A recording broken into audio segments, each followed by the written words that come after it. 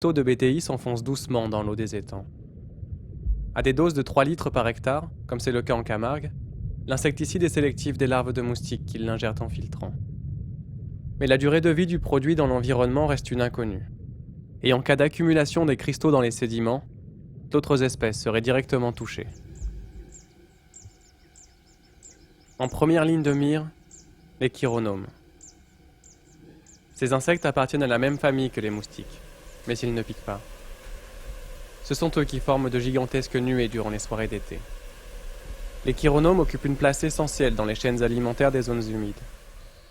Mais à partir d'une dose de 8 litres par hectare, le BTI devient mortel pour ces insectes. Leurs larves vivent au fond des étangs. Ce sont des détritivores qui se nourrissent de la matière organique de la vase. Ils sont consommés par une multitude d'animaux.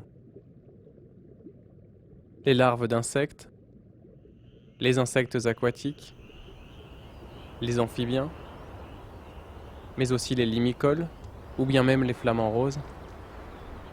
Tous se nourrissent en quantité de ces petits vers rouges. À l'état adulte, les chironomes représentent également une manne alimentaire essentielle. Une diminution des effectifs de ces insectes aurait des effets directs sur les populations de chauves-souris et d'oiseaux insectivores.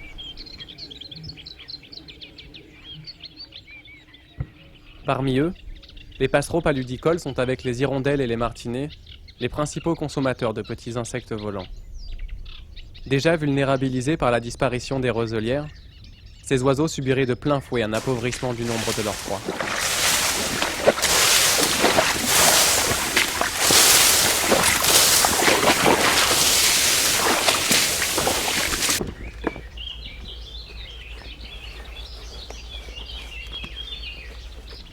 Les chercheurs de la station biologique de la Tour du Valat effectuent des recensements des insectes des roselières. En comparant les données obtenues dans les roselières non traitées et celles des moustiquaires, ils pourront quantifier les effets du BTI sur les proies des passereaux paludicoles.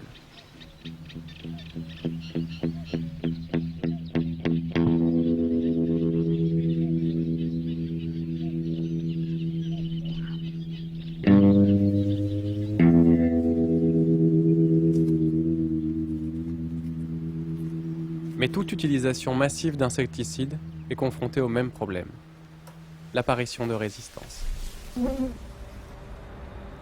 Les mutations qui conduisent aux résistances existent tout le temps dans la nature. Il y a toujours des mutants sur des populations aussi larges que ça. Et quand par hasard, il y a un mutant qui est adapté à un